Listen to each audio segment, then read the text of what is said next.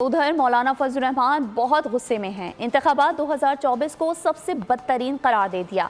उनका कहना था कि ख्याल था कि ये इलेक्शन शफाफ होंगे, लेकिन एक बार फिर आइन की बालादस्ती को कुचल दिया गया। अगर दो इलेक्शन मुसलसल मुतनाज़ा हों तो फिर पार्लियामान की अहमियत क्या होगी। मौलाना नून लीग और पीपल्स पार्टी पर भी खूब गरजे बरसे। कहा मुस्लिम लीग नून और पीपी सबके पैमाने एक जैसे हैं। इक़्तिदार मिल जाए तो इलेक्शन ठीक ना मिले तो धांधली हुई है। कुर्सी बांट हुकूमत बनने जा रही है। ये कुर्सी तेरी ये कुर्सी मेरी पर दो बड़ी पार्टियों की लड़ाई हो रही है। ये आपस में लड़ रहे होंगे, उनके पीछे से खुफिया हाथ चला रहे होंगे।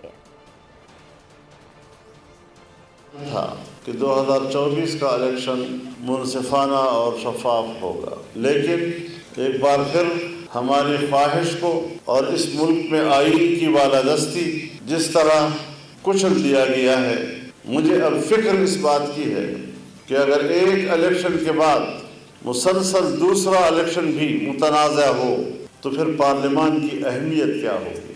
पाकिस्तान मुस्लिम लीग नून, पाकिस्तान पीपल्स पार्टी के 2018 में भी आपका यही मैंडेट था और 2024 में भी आपका वही मैंडेट है, लेकिन इसी मैंडेट के साथ आपने उस वक्त कहा था धांधली हुई है और आज कहते हैं इलेक्शन ठीक हुआ। हुकूमतें बन जाएंगी, लेकिन सिर्फ कुर्सी के लिए कुर्सी बांट, ये कुर्सी तेरी, ये कुर्सी मेरी, ये कुर्सी तेरी, ये कुर्सी मेरी। पीपल्स पार्टी की हुकूमत हो और मुस्लिम लीग शामिल हो या मुस्लिम लीग की हुकूमत हो, पीपल्स पार्टी शामिल हो, रोज एक दूसरे को ब्लैकमेल करते रहेंगे तो फिर जाहिर है कि पीछे खुफिया दीवार के पीछे एक कुव्वत होगी, उसी के हाथ में उसके बागे होंगे, वही उनको चलाएंगे। सब्सक्राइब करें और बेल दबाएं ताकि कोई खबर रह न जाए।